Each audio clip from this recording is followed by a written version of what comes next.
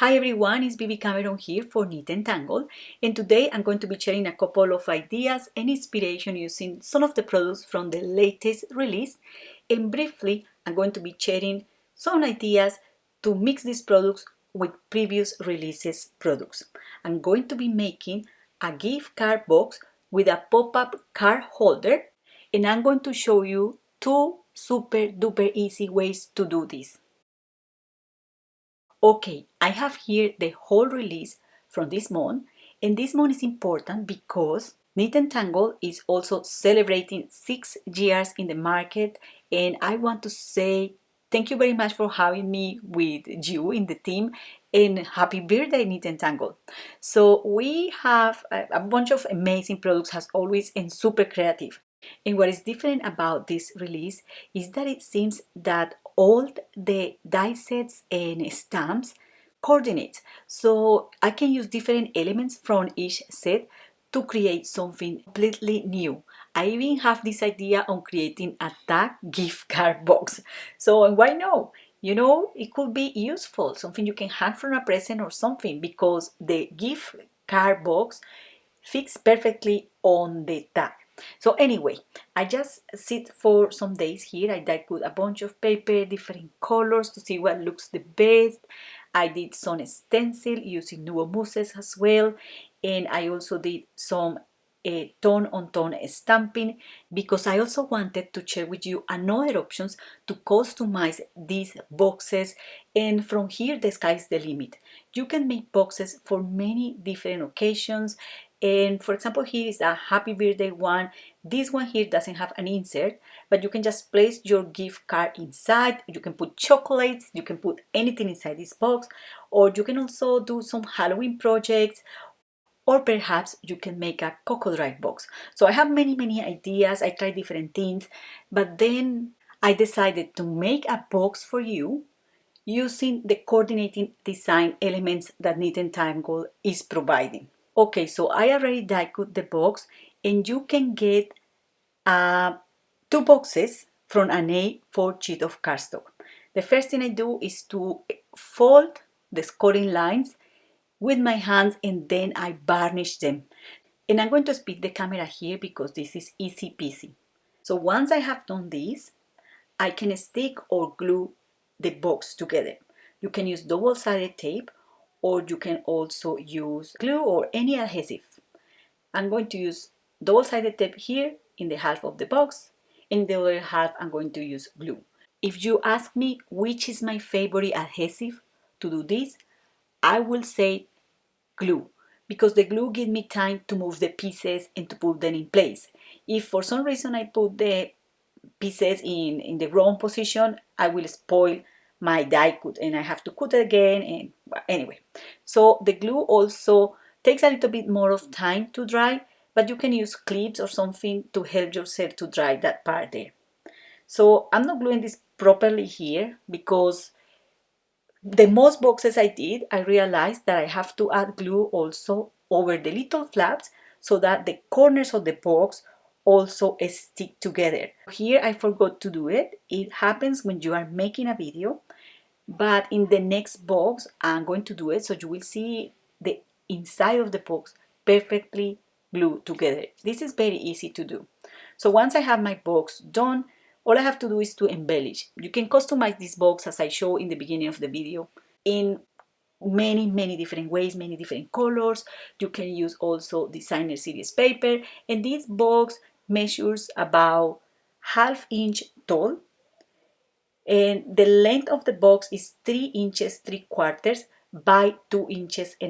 Now I'm going to grab another piece of paper, and I'm going to cut this piece of paper at 3 inches 3/4 by 6 inches.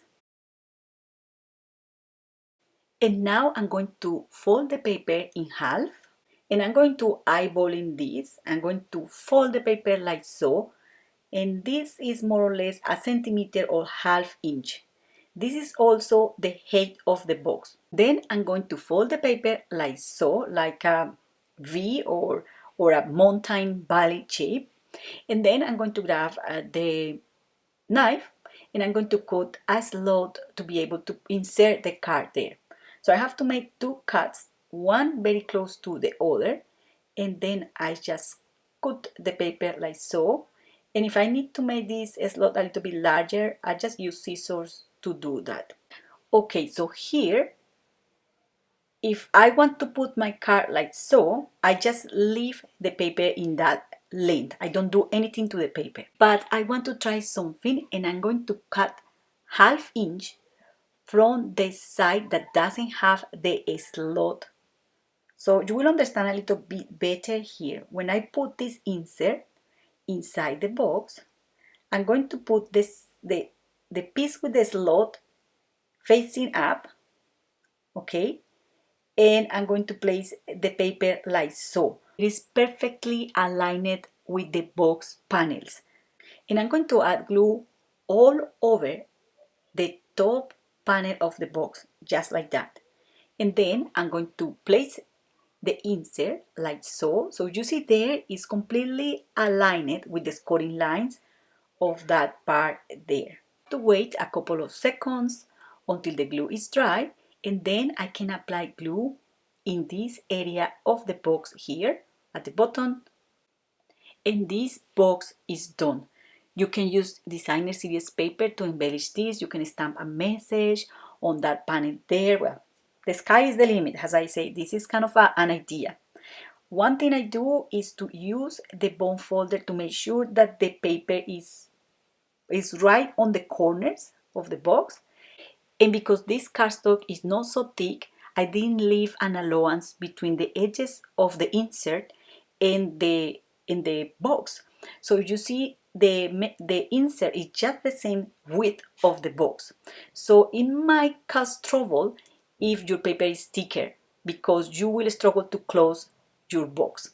So now I want to show you something here.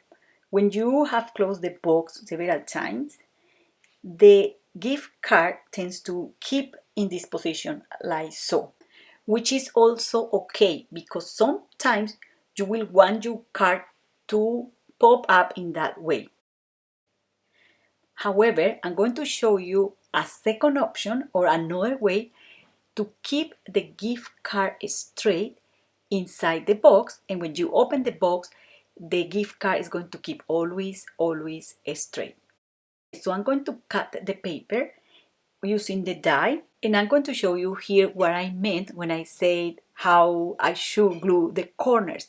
So I'm going to add glue over these little flaps here, so that when I fold the paper, the whole piece is going to stay in place. While the glue dries, I'm going to create the insert. So to create this insert, I'm going to cut a piece of paper at 6 inches by 3/5/8 inches. So this piece here is just an 1/8 of inch narrower than in the previous box. Now I'm going to place the paper on a scoring board like so, and I'm going to score at 2 inches, at 2.5 inches, and at 3.5 inches. And now I'm going to create a slot just like I did in the previous box, and I'm going to do that in the narrower bead. So it's the bead that measures ½ inch. So I'm just doing here exactly the same I did for the previous box. I'm going to fold the scoring lines, but of course you can do that before cutting the slot. So it's kind of easier if you do that, because this is a very narrow part, but you can do it anytime. And once you have this burnished and flat, you can go ahead and glue this inside your box. As an option, you can glue a ribbon just to be able to close the box, and this is the way I do that. Now I'm going to glue the insert, and you will see that it fits completely in the bottom of the box. And before gluing the paper, I'm trying to give the paper memory. So you will see me closing the box and making sure the box closed. And then I use also a bond folder to press down again those scoring lines, and to make sure that the paper is keeping the memory of that pop-up gift card holder. So I'm just going to glue this piece here. So I make sure that the paper fits completely there. So this insert here is adhered in a different way than the previous one.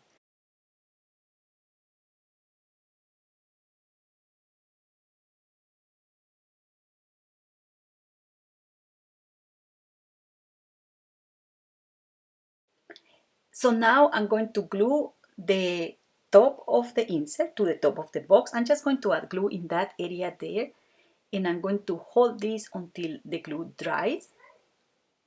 And this is how you make the mechanism or the insert to keep your gift card straight. Doesn't matter how many times you close the box, your gift card is going to keep straight. And to be honest, I like more this way. Don't say anyone, because I was looking for videos in YouTube and I understood that I have to do it the other way.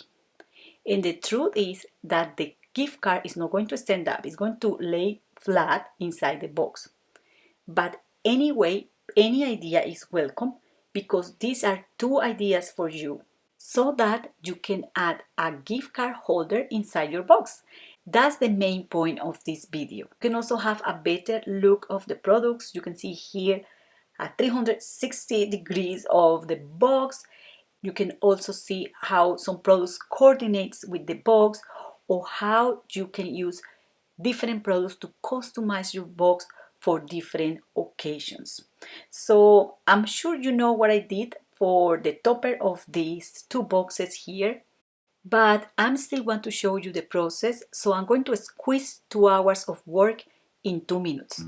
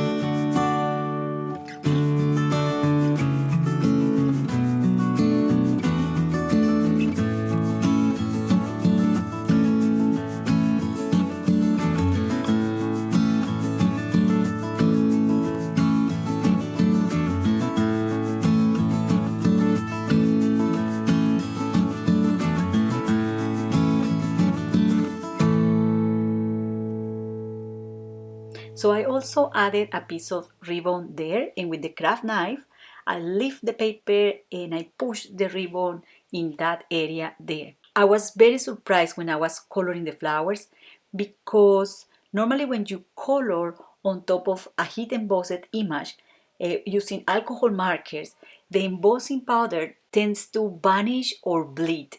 And I was surprised because when I used the Copic markers on top of this heat embossed image, the embossing powder was intact. So that's all for today. I hope you enjoyed this video.